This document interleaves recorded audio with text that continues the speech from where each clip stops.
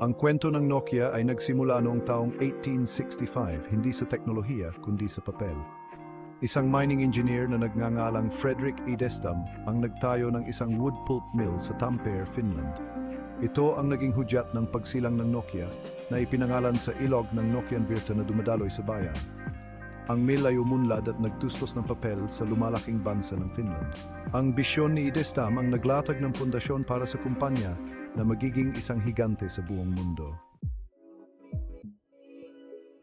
Sa unang bahagi ng ika-20 siglo, pinalawak ng Nokia ang mga operasyon nito. Noong 1912, naitatag ang Finnish Rubber Works, isang tagagawa ng mga produktong goma. Sinundan ito ng pagkakatag ng Finnish Cable Works noong 1912 na nagpasok sa kanila sa industriya ng cable at electronics. Ang mga hakbang na ito ay nagpapakita ng kakayahan ng Nokia na umangkop at mag-explore ng mga bagong merkado. Noong 1967, dumating ang isang mahalagang pangyayari, ang pagsasanib ng Finnish Rubber Works, Finnish Cable Works at Nokia AB upang mabuo ang Nokia Corporation. Ang bagong tatag na entity na ito ay nag-operate sa iba't ibang sektor, kabilang ang goma, cables, forestry, electronics, telecommunications. Ang diskarte sa pag-iiba na ito ang nagbigay daan sa Nokia na malampasan ang mga krisis sa ekonomiya at maghanap ng mga bagong pagkakataon.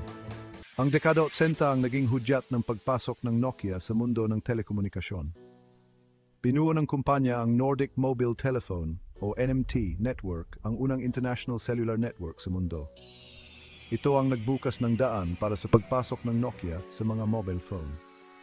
Noong 1987, inilabas ng Nokia ang kauna-unahan nitong handheld mobile phone, ang Mobira Cityman 900, na nagmarka sa simula ng paglalakbay nito upang maging isang kilalang pangalan sa buong mundo.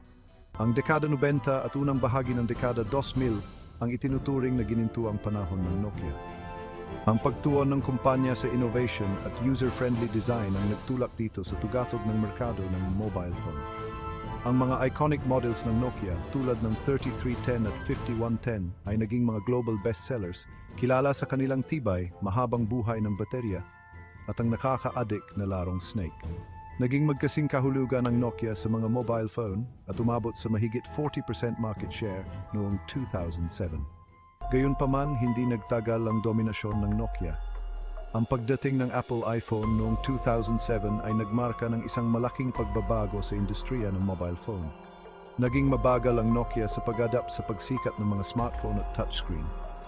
Ang Symbian operating system nito na dating nangunguna ay nahirapan makipagsabayan sa intuitiveness ng iOS at Android. Ang internal bureaucracy at ang hindi pagkilala sa nagbabagong landscape ng merkado ay nag-ambag sa pagbagsak ng Nokia. Noong 2013, ibinenta ng Nokia ang struggling mobile phone division nito sa Microsoft sa pagsisikap na manatiling nakalutang. Gayunpaman, minarkahan nito ang isang mahalagang pagbabago.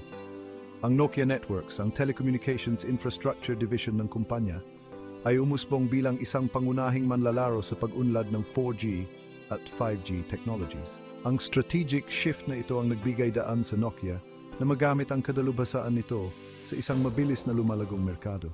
Noong 2016, nagbalik ang brand ng Nokia sa merkado ng mobile phone sa pamamagitan ng isang licensing agreement sa HMD Global. Ang HMD, isang Finnish company, ay naglabas ng mga bagong Nokia-branded smartphones gamit ang legacy ng tatak sa tibay at pagiging maasahan. Nagtuon din ang Nokia sa lumalawak na 5G market at naging isang nangungunang provider ng 5G network equipment at solutions. Ang paglalakbay ng Nokia mula sa isang paper mill patungo sa isang mobile phone giant at pabalik ay nag-alok ng mahahalagang aral.